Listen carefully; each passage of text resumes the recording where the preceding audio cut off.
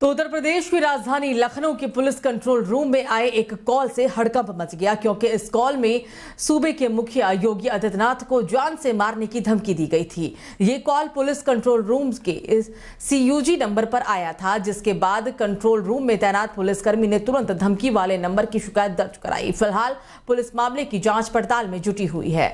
आपको बता दें कि CM योगी आदित्यनाथ को बम से उड़ाने की धमकी दी गई है। इस मामले में बीते रविवार को सेंट्रल जोन के महानगर कोतवाली में सुरक्षा मुख्यालय में तैनात हेड कांस्टेबल उधम सिंह की तहरीर पर मुकदमा दर्ज हुआ है। जानकारी के अनुसार धमकी वाले कॉल CUG नंबर पर की गई थी, जिसे मुख्य आरक्षी ने रिसीव किया था।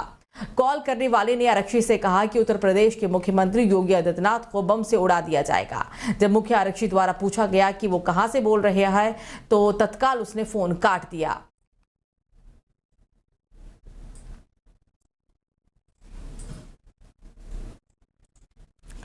तो बिहार के उप मुख्यमंत्री विजय कुमार सिन्हा ने रविवार को प्रधानमंत्री नरेंद्र मोदी के बारे में राजद अध्यक्ष लालू प्रसाद की टिप्पणियों की आलोचना करते हुए उसे आपत्तिजनक और सनातन धर्म के प्रति अपमानजनक करार दिया है। सिन्हा ने कहा है कि प्रसाद समेत राजद नेताओं का ऐसा व्यवहार राजनीति के प्रति उनके लचर दृष्टिकोण और सनातन धर्म की सदियों पुरानी परंपरा को कमजोर करने के प्रयास को दर्शाता है। उन्होंने कहा कि प्रसाद खुद भ्रष्टाचार के मामले में दोषी हैं। उनके द्वारा हमारे प्रधानमंत्री के खिलाफ इस्तेमाल की गई भाषा उनकी मानसिकता को दर्शाता है।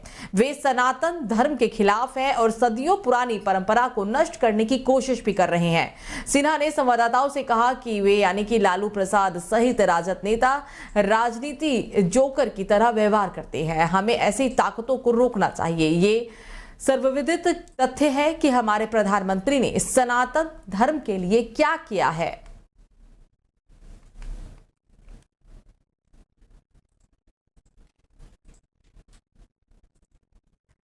तो लोकसभा चुनाव की तैयारियों के बीच कांग्रेस नेता प्रियंका गांधी ने रायबरेली से चुनाव लड़ने के कयास लगातार लगाए जा रही हैं, लेकिन अब उनके दमनदीव लोकसभा सीट से चुनाव लड़ने की बात सामने आ रही है। और ये दावा कांग्रेस की दमनदीव यूनिट के प्रदेश अध्यक्ष केतन पटेल ने किया है। दमनदीव में बीजेपी की मौजूदगी के बारे में बात की जाए तो भाजपा ने दमनदीव लोकसभा सीट से लगातार चौथी बार उम्मीदवार के तौर पर मौजूदा सांसद लालू भाई पटेल के नाम का ऐलान किया है। और ऐसे में इस सीट से कांग्रेस सबसे बड़े चेहरे यानी कि प्रियंका गांधी को भी रण में उतार सकती है।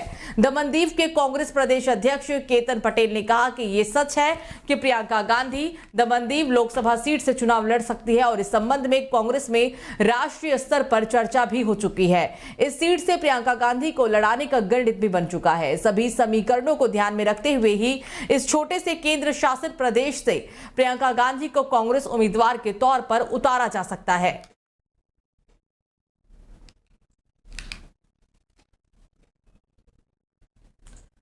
तो शराब घोटाले से जुड़े कथित मामले में 8 समन जारी होने के बाद अब दिल्ली के मुख्यमंत्री अरविंद केजरीवाल ने प्रवर्तन निदेशालय यानी कि ED को जवाब दिया है। CM केजरीवाल ने कहा है कि समन गैर कानूनी है, लेकिन फिर भी वो ED के सवालों के जवाब देने के लिए पूरी तरह से तैयार है। उन्होंने ED से 12 मार्च के बाद की कोई तारीख भी मांगी है। केजरीवाल ने कहा है कि वो वीडियो कॉन्फ्रेंसिंग के जरिए ही सवालों का जवाब देंगे। ED ने CM केजरीवाल को 8वां समन जारी करते हुए 4 मार्च को पेश होने के निर्देश दिए थे, और इससे पहले जांच एजेंसी ने दिल्ली के CM को 22 फरवरी को 7वां नोटिस जारी किया था। तब CM केजरीवाल को 26 फरवरी को पूछताछ के लिए पेश होने के लिए कहा गया था। हालांकि आपने नोटिस को गैर कानूनी बताया था और एजेंसी को कोर्ट के फैसले का इंतजार करने के लिए कहा था।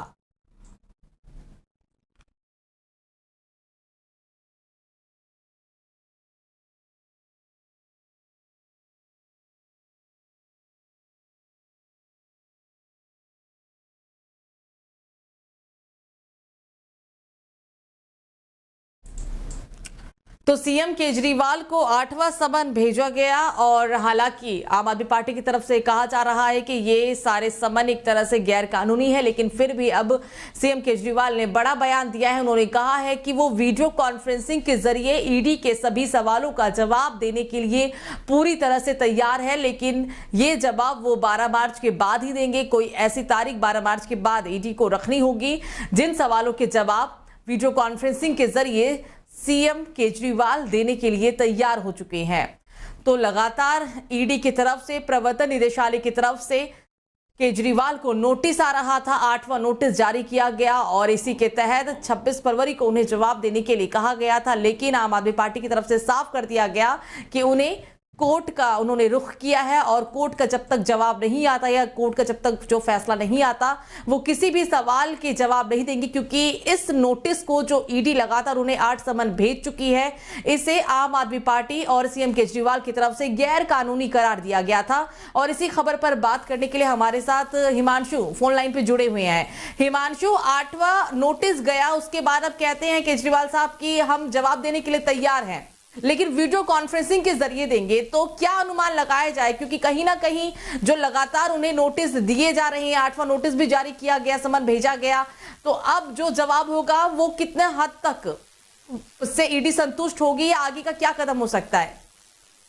देखिए, आपको बता दें कि जिस तरीके से दिल्ली में जो शराब नीति को लेकर जिस तरह से कार्रवाई हुई थी, जो आरोप तमाम तरह के लगे थे और उसमें कई लोगों की गिरफ्तारी हुई थी, और इसमें मुख्यमंत्री जो सीएम केजरीवाल है उन तक ये बात जब पहुंची और उनसे पूछताछ के लिए जब ईडी लगातार उनको बुला रही है, 8 बार समन भेजा जा चुका है, लेकिन अभी तक वो पेश नहीं हुआ ईडी के सामने। और ये जो पूरा मामला है, ये राउज एवेन्यू कोर्ट में मामला चल भी रहा है। ईडी ने इसमें याचिका भी दायर की है कि जो मुख्यमंत्री है वो हमारे समन के बावजूद पेश नहीं हो रहे हैं। और देखिए, अब इस पूरे मामले को लेकर सीएम केजरीवाल ने जवाब दिया है ईडी को और ये कहा है कि जो समन भेजा गया है वो गैर कानूनी है। यानी कि जो बात वो पिछले 7-8 समन में कहते हुए आ रहे हैं, उन्होंने अब भी यही बात बोली है कि समन जो भेजा जा रहा है ईडी की तरफ से वो गैर कानूनी है, लेकिन फिर भी वो जो है वीडियो कॉन्फ्रेंसिंग के जरिए सवालों का जवाब देने के लिए तैयार है ईडी का। यानी कि आपको बता दें कि उन्होंने साफ ये बोला कि 12 मार्च के बाद कोई तारीख मांगी जाए। यानी उन्होंने ईडी से ये बोला कि 12 मार्च के बाद कोई तारीख के बाद कोई तारीख ऐसी हो जिसमें वो वीडियो कॉन्फ्रेंसिंग के जरिए पेश हो जा सकते हैं। यानी कि वो कहीं ना कहीं खुद ईडी के सामने जाना नहीं चाहते हैं, लेकिन वीडियो कॉन्फ्रेंसिंग के जरिए सवालों का जवाब देने के लिए तैयार हो गए हैं। तो ऐसे में जहां आपको बताया कि जांच एजेंसी ने दिल्ली के मुख्यमंत्री को 22 फरवरी को 7वां नोटिस जारी किया था और 26 फरवरी को पूछताछ के लिए पेश होने के लिए कहा गया था, लेकिन उन्होंने आपने इसको गैर कानूनी बताया था और एजेंसी को कोर्ट के फैसले का इंतजार करने के लिए भी कहा गया था। तो देखिए, जिस तरह से पूरा मामला चल रहा है, ईडी अब कोर्ट का सहारा ले रही है, कोर्ट में मामला है और 8 समन अब तक जा चुका है। और उन्होंने 8वें समन के बाद ये बात बोली है कि 12 मार्च के बाद वो कहीं ना कहीं ईडी के सवालों का जवाब देने के लिए तैयार हैं। यानी कि अभी भी उन्होंने समय मांगा है ईडी से कि 12 मार्च के बाद वो सवाल का जवाब देंगे, लेकिन वर्चुअली देंगे, यानी वीडियो कॉन्फ्रेंसिंग के जरिए देंगे। जी बिल्कुल हिमांशु, तमाम जानकारी साझा करने के लिए आपका शुक्रिया। तो 12 मार्च के बाद कोई तारीख रखी जाए, ऐसा कहना है सीएम केजरीवाल की तरफ से, आम आदमी पार्टी की तरफ से, ताकि वो ईडी के सवालों का जवाब, हालांकि ईडी के दफ्तर ना जाके वीडियो कॉन्फ्रेंसिंग के जरिए देने के लिए तैयार हो गए हैं। तो राहुल गांधी की भारत जोड़ो न्याय यात्रा इस समय मध्य प्रदेश में है और यात्रा को लेकर कांग्रेस सांसद जयराम रमेश ने कहा है कि इंडिया गठबंधन के मुख्य चेहरे थे। इसका जन विश्वास महारैली एक ही संदेश था कि इंडिया गठबंधन का मतलब है किसान के लिए न्याय, युवाओं बेरोजगारी के लिए न्याय, सामाजिक ध्रुवीकरण से मुक्ति, आर्थिक विषमताओं से मुक्ति। और इसी के साथ उन्होंने ये भी कहा कि पटना एक राजनीति का केंद्र है। कांग्रेस नेता ने बिहार के मुख्यमंत्री पर तंज कसते हुए कहा कि राजनीतिक भूकंप वहीं से शुरू होते हैं, कभी कभी वहां पर पलटी भी मारी जाती है, वहां पलटी के भी उस्ताद हैं।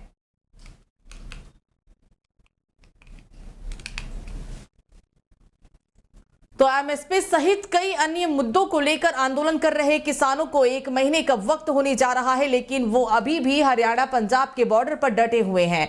किसान नेताओं और केंद्र सरकार के बीच कई दौर की बातचीत हो चुकी है, लेकिन अभी तक इसका समाधान नहीं निकल पाया है। मामले को लेकर किसान नेता सरवन सिंह पंढेर ने कहा कि किसानों ने अपना फैसला नहीं बदला है। उन्होंने कहा है कि हम किसान यहीं खनौरी और शंभू सीमा पर रहेंगे, हम अपने ट्रैक्टरों और ट्रॉलियों के बिना आगे नहीं बढ़ेंगे।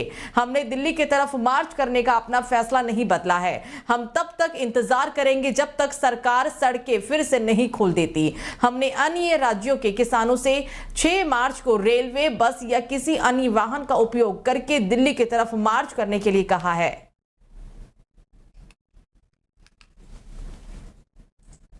तो ओडिशा में सत्तारूढ़ बीजेपी और विपक्षी बीजेडी ने एक दूसरे पर 2024 के लोकसभा चुनाव से पहले दोनों दलों के बीच संभावित गठबंधन के बारे में अफवाहें फैलाने का आरोप लगाया, जिससे कि राज्य में राजनीतिक हलचल भी तेज हो गई है। भारतीय जनता पार्टी के प्रदेश अध्यक्ष मनमोहन सामल ने स्पष्ट किया है कि बीजू जनता दल यानी कि बीजेडी के साथ गठबंधन की कोई संभावना नहीं है। पार्टी के चुनाव प्रभारी विजय पाल सिंह तोमर ने बीजेडी पर ऐसी अफवाहें फैलाने का भी आरोप लगाया। बीजेपी के राष्ट्रीय प्रवक्ता सस्मत पात्रा ने आरोप का खंडन करते हुए दावा किया है कि बीजेपी ने ही गठबंधन की अफवाह शुरू की। पात्रा ने यह भी कहा है कि भाजपा गठबंधन की अफवाह फैला रही है। वास्तव में बीजेडी को किसी भी पार्टी के साथ गठबंधन करने की कोई जरूरत नहीं है, क्योंकि ये जनता के आशीर्वाद से बहुत मजबूत है। हम ये समझ नहीं पा रहे हैं कि वे यानी कि बीजेपी नेता ऐसी अफवाहें क्यों फैला रहे हैं।